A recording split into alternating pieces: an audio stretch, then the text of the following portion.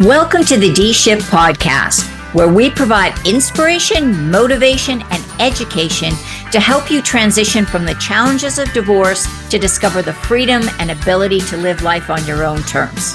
Are you ready? Let's get this shift started.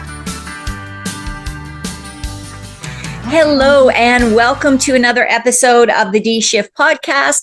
And this is something I've been looking forward to. Leandra Frey is an amazing woman. She's been on the Real Divorce Talk series. We've had several opportunities to talk to each other, and I just so love what she does. So let me tell you a little bit about her. Leandra is a certified life coach, and she specializes in helping women recover from the heartbreak after divorce. And her mission is really to shorten the amount of time that it takes you to heal so that you feel that you are your best self, whether you want to stay, like I say, happily single, or whether you want to move to dating world. Yeah. So Leandra, welcome. Thank you for having me, Mardi. I'm pretty excited to be here. Yeah. And it's always so nice when you're talking to somebody that you know, and we worked together in the past. So this is a really unique and kind of a very specific area of how you support women. So what kind of got you into this area?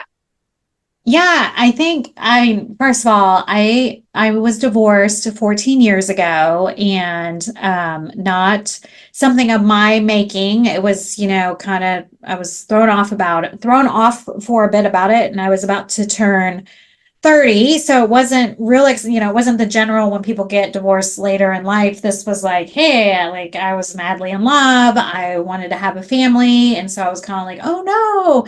And it took me a long time to recover and get my feet back under me emotionally, not necessarily like in other parts of my life. And so as a result of that, by the time I remarried, which was 8 years later, and that doesn't mean I was single for all 8 years, but I was kind of spinning for the first few years. And I realized a lot of it was just my mindset. I just felt like a victim.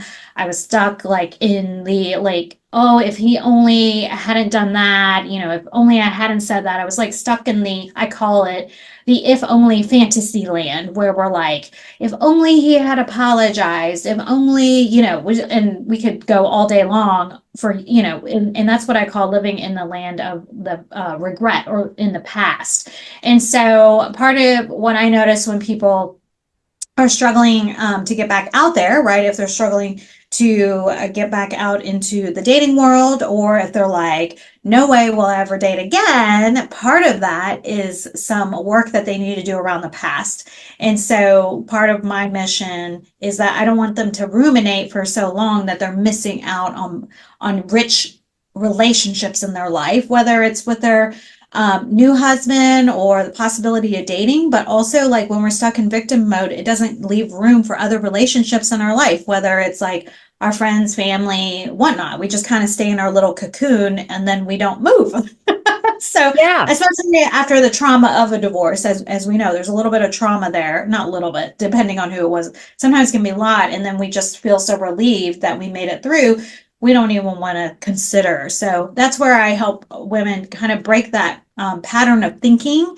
And then they can decide, okay, now that I'm no longer a victim to whatever I thought it was. Yes, I'm not talking about abuse and all those things, but just, where it's let's take a look at it from a different lens. And then it helps start moving you forward to the life that you want to live versus I'm a victim to my circumstances. Right. And I think there's, I always joke around about being happily single, but it doesn't mean you can be happily single and still be open to, if I was to meet a person, but so there's two different ways to look at that. Either you're looking for a relationship after you've gone through a divorce, and maybe it's a year or 2 years down the line. You're either actively seeking, or you're just kind of hanging out, open to possibilities that might come up. But what you don't want to be, and what I'm really hearing, the more that I speak to you and the more I learn about the importance of this, is that you don't want to be so blocked that you just you hate all men, just get away from me, or you hate the thought of a partner, whether it's male, female, it doesn't matter, but you just hate the thought of a partner because you feel so vulnerable if you put yourself into that relationship again. Yeah, that is correct. So usually it's the people that are blocked or they've cocooned themselves into either work or grandparenting or just like they tell themselves I don't have time, but really it's that they're just so afraid. And it's like literally checking in on your heart. So a lot of times if someone comes to one of my events, I start poking just to see if like, are you open to the possibility of love? Not a problem if you're not, but we want to make sure you like your reasons for not wanting to be vulnerable again with a partner. Because a lot of times people come out and they're like, I just don't trust myself to choose the right guy. I don't trust myself that this could happen again, or I don't trust the other person, right? Right. Or woman. So exactly what you're saying. Yeah, you can be totally happily single as long as you're like still open, not, and even if you're not open to the possibility, like just happily single just because, but not Yeah. because of something negative that happened in the past. Yeah. So it's like it's your choice. It's not the fear of the alternative that's keeping you in that Right, single you're being right. single. Yeah. Yeah. So one of the things that I always talk to my clients about, because I tend to work with women, well, I do only work Yeah. with women in that pre-divorce to kind of, first few months after the divorce. And I really recommend to my clients take 6 months, a year, and come back to yourself, whatever that looks like. And and I think it's really important that not everybody needs that after a divorce, because some people, I've come to learn that some people have been basically roommates with their spouse for the last 10 years and they've been checked out of the relationship and there hasn't been that. So the divorce is just a formalization of something that Yeah. happened years and years and years ago. But most women going through the divorce are going to need some time to, like I say, come back to yourself or kind of get in touch with what you want and what you desire in life. And that's where you really help people, right? Exactly. I am similar to you, minus the checkout, like where, yes, I won't, yes, we want to go through the heartbreak, but probably about a year, right? I say, like, if someone asks me, like, about the dating space, I'm like, probably about a year before you want to get involved into thinking about that. But yeah, just take some time, get a reprieve, make it through the transition that you help people with, with all the semantics and paperwork, Yeah. getting a new place. But yeah, I also believe in that space of just learning, going back to things that you love or maybe have not considered doing it, right? Like doing things that are joyful to you that maybe you didn't have time before or didn't have the finances because you were going through the divorce, which does cost money, and you were just recalibrating your life. Yeah. Yeah. So let's talk a little bit about what are some of the signs that women may have that let them know that they are that they're ready to get back into the dating world. Like what do you recommend people look for or consider or think about, or what do they need to do to get to that stage? Yeah, so usually I help when I'm helping women. I'm always, I'm listening for like, do they still need help, right? Regarding, do they still need some past self, or are they ready to go into the dating scene? So a lot of times, if I hear the fear part, like I don't want to get married again, and I still have the tone. It's usually the tone that I can hear where it's like disdain, and I'm like, okay, we're not possibly looking at love. But if they tell me, like, like, just yesterday, I just had someone who's been divorced for 20 years. She was like, I went shopping. No, we were meeting and she was at Nordstrom's. And she was like, I'm going to get coached by you. And then I'm going to go get my new clothes. I'm getting a new wardrobe. But she was mentally getting ready to meet her, new person. She was like, I'm going to get a new haircut. So it's just like when you're ready for renewal, like when you start thinking about it. And then probably one of the big were people that have like grandkids and they're like been taking care of grandkids and they feel that their life is full, and that's great. But when they're like, wait, is this all I'm going to be doing? Or the grandkids are growing, or sometimes the kids are growing, but I help women of all ages. So then it's like, then, you can hear them go, wait, who am I going to have dinner with? Right. So then it's like they start looking, they start noticing what they're wearing.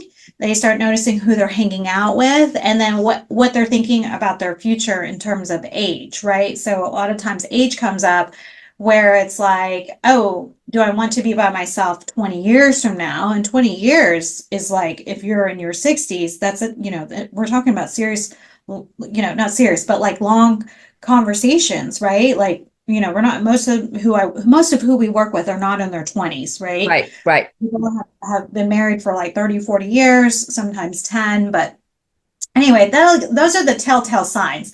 Usually they're looking for something new. They might not say dating yet. They're like kind of like tiptoe, actually tiptoeing around it. And then some are like they finally look up and think a guy is cute, right? Start to see men as like a possibility versus, and I say men on this part for instance, I work with women, but like the idea that a guy could be cute again, right? Right. Where it hasn't crossed their brain in like, yesterday's instance, 20 years.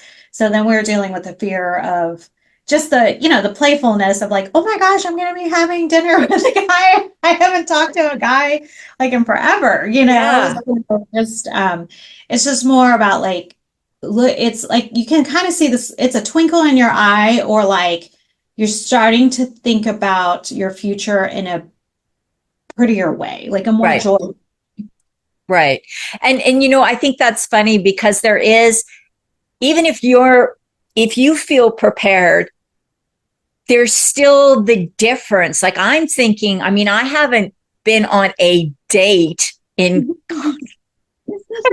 decades, I think. So, I mean, just the thought of what do you do? How do you, I mean, dating in your 50s and 60s is not the same as dating when you're 19, 20, 21, 22. Like, what do you do?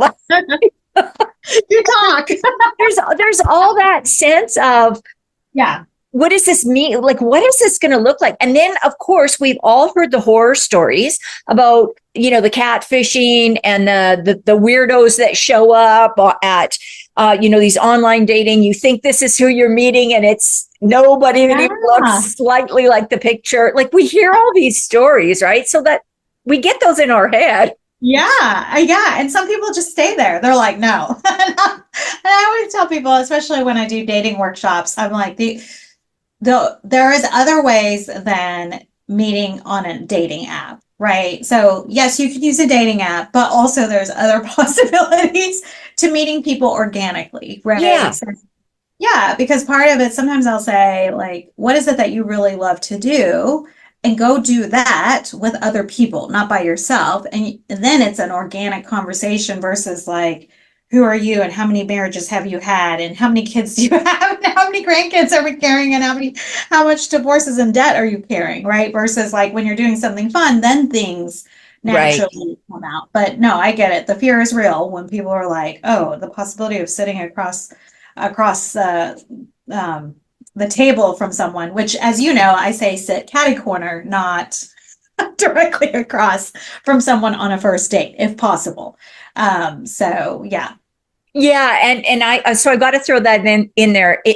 You all, if you're listening and you think that Leandra is just this fun person, she really, really is. You have to watch her dating tips, little videos on Instagram and Facebook. They are so funny. She does like the worst outfits to wear on a date, and she comes out in some really sleazy looking little thing. And then she goes, now here's a nice outfit, and it looks just beautiful on you. And it's not, you've just done some different things. And Yeah.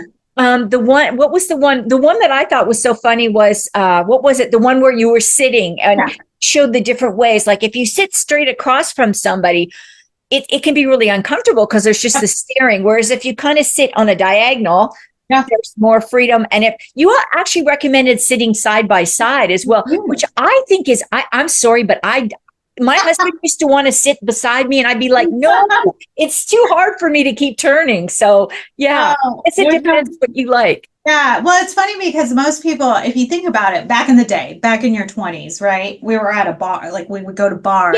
Yeah. We don't do it so much anymore, but you were literally next to the person. Like, that's true. We were having a drink. And I just recently it was a client that just came by and was telling me, yeah, we were on a date. They started off like kind of across from each other, but then because of space, they ended up next to each other. next sitting on the bar across from each other. And she's like, it worked out better because we weren't so, in each other's space. But then she said, we kind of got closer as the night went on because they weren't like they weren't staring at each other. So anyway, but yeah, I think that's more where that's from. And then if you ever, and a lot of where I get that piece from is also from, if you ever think about Steve Jobs, right? If you've ever read his book, he talks about his walking meetings, right? He did all his meetings walking. Well, guess what that is?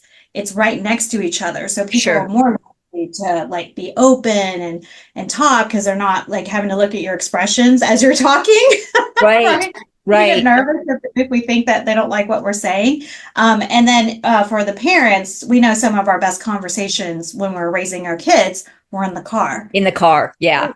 So that's part of where that science comes from. But I'm like you, sometimes people want to sit across from each other, but you do have a possible like coffee date or something, or, you're at an event, just stand next to them and see, or go for a walk, right? That's like one of my favorite. Right. And you also have some really good guidelines, I think, about like on your, that first date, like don't make it the date to end all dates, and don't try to like make it relatively short. Yeah. I liked your tip on one of them. Don't have more than 2 drinks. That's kind of a good one. And then there was, you just said like, make it something light, make it something that's casual, no pressure, because that way, if the relationship is good, it'll be natural to say, let's do this again. And if the relationship is not working for one or both of you, it's easy to say, thanks, this was great. I really appreciate, your time, and kind of move away. Yeah, there's no commitment. It lets you breathe. I always tell, I always say, keep your dates 90 minutes to no more than 2 hours, but 90 minutes, put an alarm on, keep it, a drink, a coffee, no dinner, no lunch. Please don't do that to yourself. It's because even if you're having a great time, like your nervous system is going through the roof. So if you're having a bad time, your nervous system is still going through the roof. Like, so then you want to give yourself a reprieve, either to exit something that's awkward, need time to breathe, or exit something that's excitable and not burn each other out at the end of a date, right? Because that sometimes happens where you're like, and we talked for 8 hours. Well, great. I mean, some of those turn into marriages, but sometimes we just overdo it. And then we find ourselves second guessing ourselves on the next day. Right. And then, we have overanalyzation going on. Yeah. So let me ask you that, because that's something interesting that because I don't deal with people about dating at all, because it's certainly not my strong point. But, if you do have a good date, and that 90 minutes, stay to that 90-minute, go for a coffee, go for a walk, go for something short, and obviously you want to do something public. You don't want to have them too close. You don't want them to get to know where you live, because you want to make sure everything's safe and cool and all that kind of stuff. What's a good time to wait nowadays before you call and set another date? Or do you wait? Oh my gosh. Is it still you have to sit around and wait for the guy to call? No, I do not subscribe to that at all. So when people first, like, if they come to, at least when we're on the dating workshop, since I help in both areas, but if we're in a dating workshop, you will hear me say, please reach out to the guy, text the next day. Thank you for the date. I had a great time. Yes, within 24 hours of the date, we do not wait for that person. And because we live in a world where the world is ours now, right? Like before we were wait, we don't want to seem desperate. And I get a lot of pushback on that. And I get a lot of pushback, but I also want to say is because sometimes if we were too nervous, right? Or someone was too maybe because I'm an extrovert and my husband is an introvert. If I hadn't reached out to him, he was like, I didn't think you liked me, because I kind of ended the date because I needed to get out of there. I was really tired at the time. Like it was clearing the end of the date. He's like, I wouldn't have known that you liked me. I just thought, so a lot of times it's a check-in to say like, hey, I had a great time. And even if it wasn't I'm sorry, that was probably a bad example. He really thought like, it's not even about being liking them or not. It's a polite way to say thank you for yes. Right. Also, it gives an opportunity if there was some chemistry or if there was like, hey, a possibility for a second date, then that's the time where someone can say, hey, remember that place that we talked about? I would really love to go there. But yeah, and then if we had a dull date, because there's a lot of dull dates that happen, and this is for my women. Oh, wait, all the women are listening. So we don't want to make dull dates mean anything. So part of it is we're really nervous. Like you're nervous, the other person's nervous. We are not our best selves. So I do encourage second dates. So even if the first date was like, oh my gosh, I would never, kiss this guy or whatever, but like, you don't know because both of y'all may have been so nervous we weren't showing our complete selves. Unless, he was like an absolute jerk. I mean, he was, a smoke. You found out he was a smoker and you don't like smokers or whatnot. But a lot of times we're just expecting that, I love all our romantic movies. But, we're looking for it to be swooped away. And part of it, even after, especially after a divorce, where sometimes they're still in the fantasy land of like, oh man, like anything to make this pain go away. So then we think like, it has to be this grand gesture and, not after a first date. Now, maybe after a second date, okay, then we can start talking and whatnot. But most of the time, our human beings and our human selves, we just need some grace on that first date. So. Right. And one thing, I guess because I mostly deal with women that are coming out of really high conflict, really difficult divorces. One thing I always say is just be careful. If the person that you meet seems to be checking off every box, likes everything that you like, wants to do what you want to do.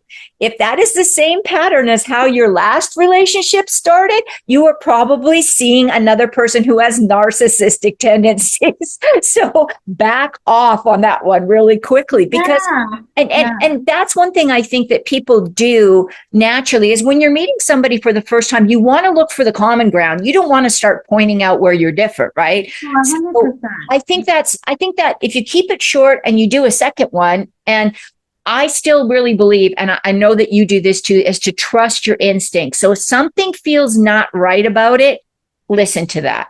Yeah. And maybe go on if you want to go on a second date, bring a friend, like do a double date thing or something. Yeah, you can do that. And the other thing is I was just having because someone was getting yes to death the other day. I was talking to a client. They were getting the like happy, like this is the greatness. And she thought it was interesting in a way. And I was like, listen, people will yes you to death. Not, they could be a narcissist, but also because they're exactly what you said. They're trying to find common ground. They don't want to lose that momentum. And so they'll just say yes. And in their head, they're trying to like negotiate.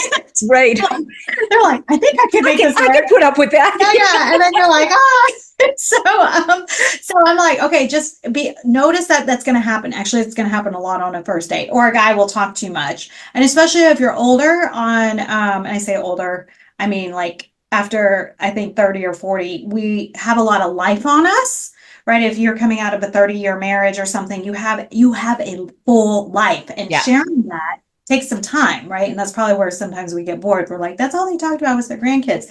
Well, we have a full life, but yeah, it's to start asking questions when they tell a story, right? If they're telling a story, then ask them like, oh, tell me how you felt in that moment, or like, why did you make that decision? Because then that will start telling you what's right.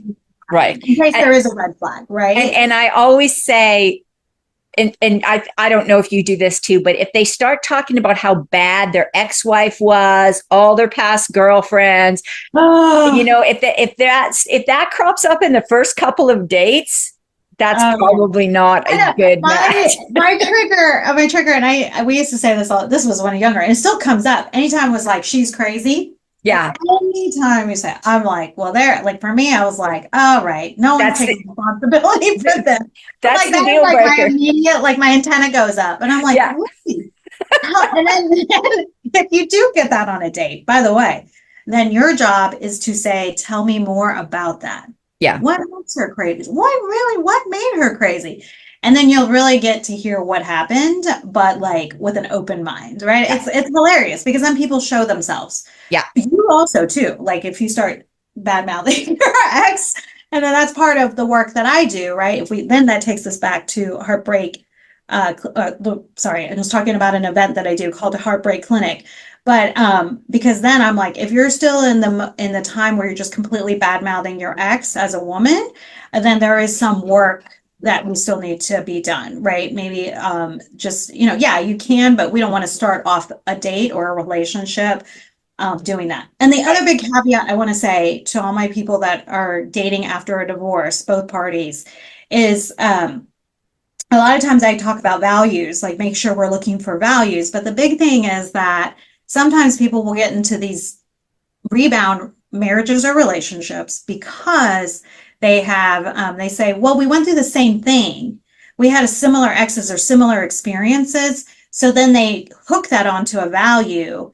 And then that is not a case for wanting to be together, right? But people will make the case, well, we went through the same experience, the same traumatic experience. They'll use it as a trauma bond. And then and then now we're in this thing that we're in again, right? Or like, well, I don't know how I got into that because we haven't healed our heart, we haven't, honored our past, or really took the time to unpack what really happened in the relationship. Right. So that's also the telltale signs where I come in and I'm like, yeah, you can help them. Leandra, we have covered a ton of stuff here, as always. And it's been a fun conversation too. But what do you think what do you think women should remember who are listening to this and maybe thinking about getting into the dating arena again? Yeah, so we are created for love and connection, right? So we're not designed to be by ourselves forever. So yes, take the time to heal, not too long, but for a year or so. But also know that other men are looking for you, right? A lot of times women think that there's no one else out there for them. I can guarantee you there is someone that is looking for, how old you are, no matter what your situation is. People are wanting to connect because this life is a rich life to live. Love that. What a great way to wind this up. Leandra, if people want to find out more about what you do or take advantage of one of your clinics or workshops, what's the best way to find out about that? They can find me on my website, Leandra Frey Coaching, Frey, or at Instagram if you want to see the fun videos at Frey Coaching on the Instagram handle, and same thing, Facebook at Frey Coaching. And those usually list my events as well. So, yeah. Great. And I'll make sure all of that gets in the show notes. So, Leandra, thank you so much for your wisdom and expertise and your humor around this topic that can be really challenging for some women. Thank you so much, Mardi. And thank you all for listening in on the D Shift. And don't forget to tune in to the next episode. Thanks for listening and supporting the D Shift podcast. If you would like to attend live trainings by our amazing guests and have a chance to ask questions and get answers from our experts, join the D Shift crew. For more details and to sign up, head on over to www.divorcecoachforwomen and click on the podcast page.